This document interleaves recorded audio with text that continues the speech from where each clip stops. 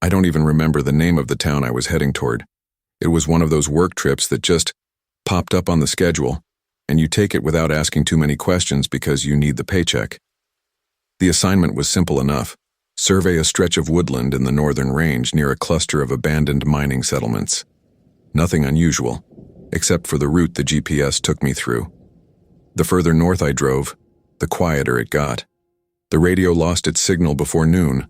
My phone dropped to 1 bar, and by evening even that was gone. The road narrowed into a cracked strip of asphalt with frost creeping in from the edges. No signs, no traffic, just a lonely road curling through endless pine trees that leaned in like they were listening.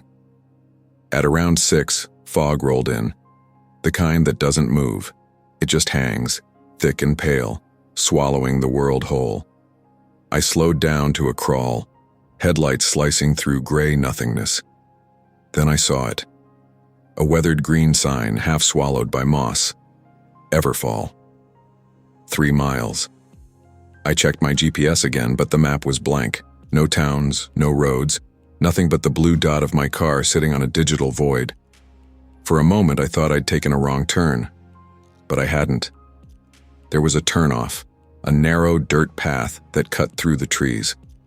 My fuel gauge hovered just above a quarter tank, so I figured I'd push on. Maybe Everfall had a gas station or at least a place to sleep. The road turned to gravel, then mud. My headlights flashed across something. A rusted mailbox bent sideways, a house just visible through the trees. But as I slowed, I realized it wasn't a house anymore. The roof had caved in and the windows were just black holes gaping open. And yet, smoke. Thin trails, barely visible, curling from the chimney. I rolled down my window, and that's when I noticed something strange. No sound, no wind, no insects, not even the ticking of the cooling engine, just dead air, as if the world was holding its breath. Then, from the fog ahead, a light appeared, dim, yellow, like a lantern swinging gently. It moved toward me. I thought maybe someone was out there, maybe a local. But as it got closer, I realized the light wasn't coming from any person. It was just floating, slow and steady, and then gone. The fog swallowed it whole, and I was alone again. By the time I found the town, the sky had turned black. Wooden signs leaned at odd angles. Buildings sat half sunk into the ground, like they were being pulled under. There were no lights, no sound, just the crunch of gravel under my tires. But there were footprints, dozens of them, small and deep, circling the main street, like a crowd had gathered here recently. And right in the middle of the intersection there stood a single post, a hand-carved wooden sign nailed to it, words etched deep and rough. "Leave before the bells."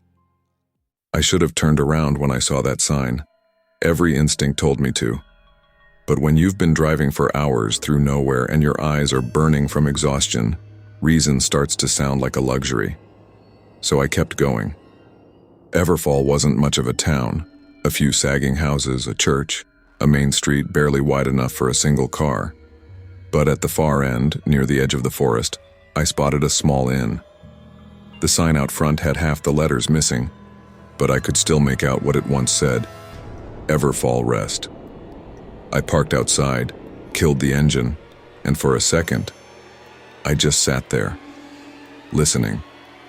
The air was colder than it should have been, the kind of cold that sinks straight into your bones. When I finally stepped out, my boots sank into soft earth instead of pavement. The fog hung low and close, rolling in waves. The building looked empty, but the front door creaked open before I even touched it. "Hello?" I called. No answer. Inside, it smelled of damp wood and dust. There was a reception desk, a bell, and behind it, a single ledger. The pages were yellowed, the ink faded, but the dates were all recent. Someone had been signing in, and every entry had the same shaky handwriting. Name, guest, date, varies. Room number, 4. I flipped a few more pages. Every entry, same thing. Then behind me, clang. A bell. Not the little one on the counter. This was deeper, distant, like a church bell echoing through the valley. I froze. It came again, slower this time. One long toll, vibrating the air. And with it, movement outside. Through the window I saw them, faint shapes drifting in the fog. Dozens of them, maybe more. At first I thought they were people walking, but their movement wasn't right. Too smooth, too synchronized. One stopped right in front of the inn, its head tilted toward the window, though I couldn't make out a face, just darkness beneath a hood. The bell rang again and all the shapes turned at once, facing the sound. Then they began walking toward it. When the last one vanished into the fog, the silence that followed was unbearable. I waited, 5 minutes, 10, before I finally breathed again. There was no way I was sleeping out in the car, not after that. So, I took the key from the board behind the desk. Room 4. The stairs creaked with every step, the kind of sound that makes you feel like the house itself is complaining. The hallway was long, lined with doors that seemed older than the building. I unlocked room 4. Inside was simple. A bed, a lamp, a cracked mirror. Someone had left a glass of water on the nightstand, like they were expecting me. I sat on the bed, tried to laugh it off. Old mining towns, I muttered. Creepy by default. But when I turned off the lamp and lay back, I noticed something. In the glass of water on the nightstand, the surface was rippling, like something was moving beneath the bed. And from somewhere outside, muffled by distance, the bell began to toll again. Once, twice, then stopped. Only this time, I heard footsteps in the hallway. Slow, wet, getting closer. The footsteps stopped just outside my door. At first, I thought maybe it was another guest, someone who had checked in before me. But then, there was that sound again. Drip, drip. Slow and steady, like water leaking from somewhere it shouldn't be. I sat up in bed, staring at the crack of light beneath the door. The fog outside pressed against the window, turning the room's corners darker and darker. Then, 3 knocks. I froze. They weren't gentle. They were sharp, deliberate. "Hello?" I called. "Is someone there?" No answer. Just the faint creak of the floorboards shifting, like someone was leaning against the door, listening. I stood, every part of me screaming not to go near it. But the silence stretched so long it felt worse than doing nothing. I reached out, hand trembling, and turned the knob. The door opened an inch, enough for me to see that the hallway was empty. Or it should have been. Because the carpet outside my door was soaked, completely drenched, as if someone had walked through the rain and never bothered to dry off. And leading away from my door were footprints, bare, pale. I followed them, step by step, the floor squelching under my boots. The trail ended near the staircase. I leaned over the railing. Nothing. That's when I saw it. In the lobby below, the front door of the inn was wide open. Fog was pouring in, spilling across the floor like smoke. And in the middle of it, the bell from earlier, the church bell. Only now it was lying on its side, halfway inside the lobby, like something had dragged it there. A low hum filled the air, faint but rising. A vibration that seemed to crawl up through my shoes and into my chest. My head felt heavy, my vision tilting slightly. I stumbled back into my room and slammed the door shut. When I turned around, there was someone sitting on the bed. At least I thought it was someone. The shape was human, but wrong. Too still, too stiff. It looked like it was waiting. "Who are you?" I asked, voice shaking. No answer. Then I realized it wasn't sitting. It was propped. Like a mannequin left to dry, its head tilted at an unnatural angle. Skin gray, clothes torn, and in its hand, the key to room 4, the one I had taken from the board downstairs. I backed toward the door, my hand already on the knob when it spoke. A whisper so faint I thought I imagined it. "You're not supposed to be here." The air went cold. The light flickered once, twice, and the thing collapsed forward onto the floor, limbs folding in ways they shouldn't. I didn't stop to think. I ran. down the stairs, out the door, into the fog. The entire town felt alive, faint shapes moving behind windows, the echo of footsteps on every side street. The bell began to ring again, louder this time. The ground trembled with each toll like something vast was waking beneath my feet. When I reached the end of the street, I turned back and saw the sign again, half buried in dirt. Leave before the bells. And that's when I realized the sound wasn't coming from the church anymore. It was coming from the forest. The sound of the bell pulled me forward. Not like a choice, more like gravity. Every time it tolled, the ground seemed to hum through the soles of my boots, tugging me toward the tree line. The fog thickened the moment I crossed the last streetlight. Within seconds, the town vanished behind me. It was like walking into milk. Visibility dropped to a few feet. Even my flashlight felt weak, its beam barely cutting through. I followed the sound. Sometimes it was close, sometimes far away, like it was moving just ahead of me. Then I noticed the trees. They weren't straight anymore. Each one bent slightly inward, like they were bowing toward the center of something deeper in the forest. Their bark was slick, dark, almost pulsing with moisture. And underneath the fog, I could hear breathing. Slow, rhythmic, impossibly deep. At first I thought it was wind moving through the trees, but there was no wind. The air was dead still. Then something else. A shape between the trunks, tall, thin, watching. I stopped walking. So did it. When I took a step, it mirrored me. The faint outline shifting with the same movement, the same pace. But its steps didn't make a sound. The bell rang again. The sound rolled through the forest like thunder underwater. And as it faded, that thing in the trees turned its head. A slow, unnatural motion that made my stomach twist. That's when I saw its face. Or what was left of one. Pale, hollow, like stretched skin over bone. Eyes that weren't eyes, just smooth, featureless indentations where they should have been. And when it opened its mouth, I heard voices. Not one, many. Whispering over each other, layered like echoes in a cave. Stay.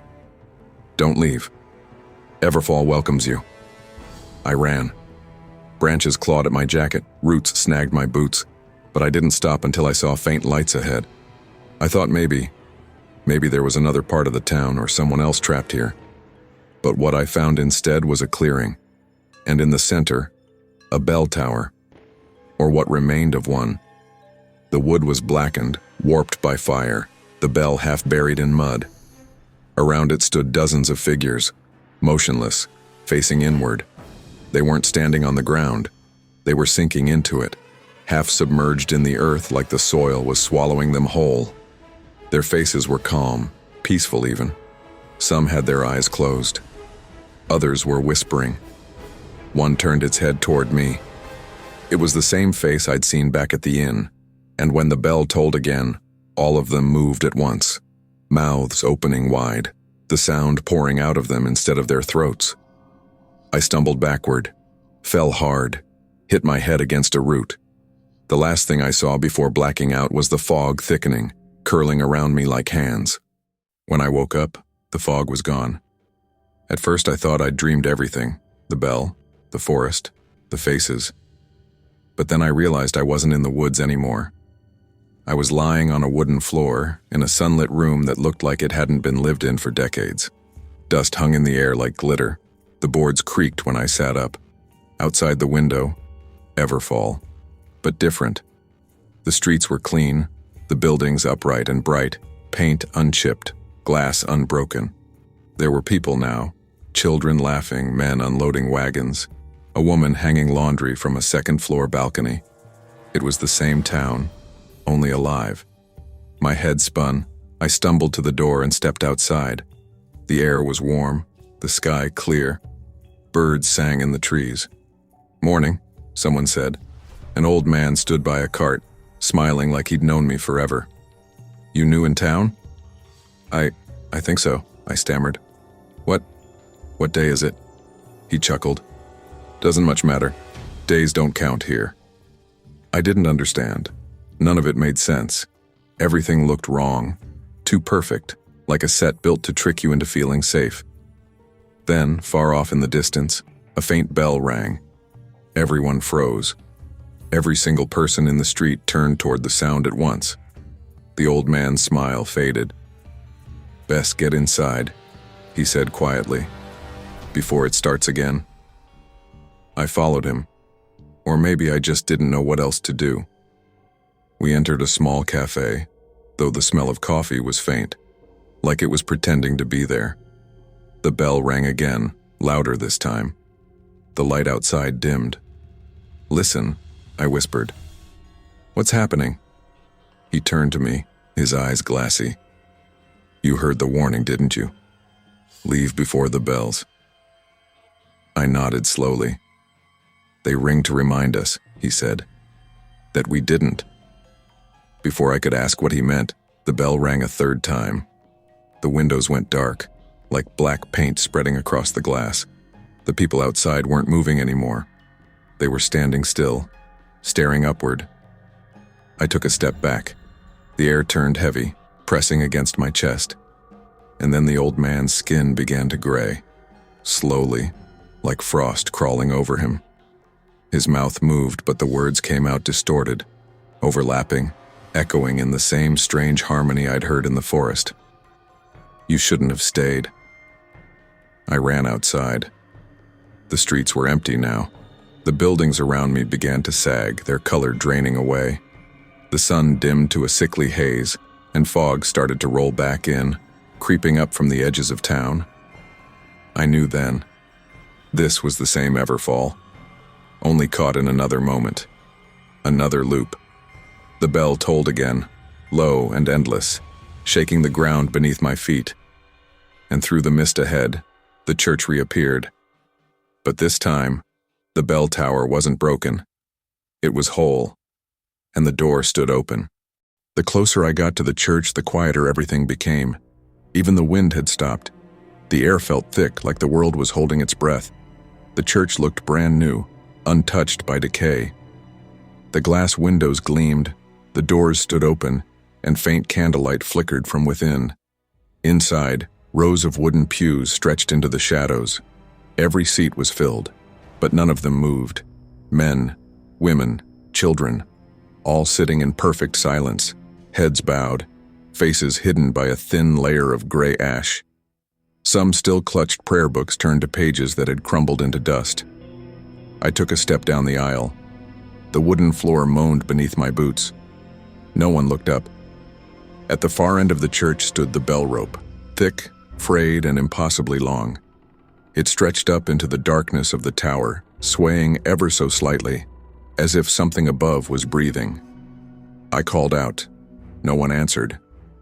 Then the bell rang, once. Deep, heavy. It vibrated through the pews, through the air, through my chest. Every head in the church lifted at once. Their eyes were gone. Every single one of them. Empty sockets filled with that same glowing white fog I'd seen in the woods. Their mouths opened in unison, and they began to hum, low, inhuman, a chorus of despair that made the candles flicker violently. The rope moved again. Something was pulling it from above. I forced myself forward, toward the altar. The air grew hotter, my vision swimming. Every instinct told me to run, but I couldn't. The sound of the bell had me trapped, each toll freezing my muscles like invisible chains. When I reached the altar, I saw it, a plaque, half buried in dust. It read, "For those who stayed when the flood came, for those who couldn't let go." Flood. That word hit me like a strike. The ravine, the fog, the drowned town. I realized what Everfall was, not a place, but a memory. A loop for the dead who refused to accept they'd already gone under. And the bell. The bell was what kept them here.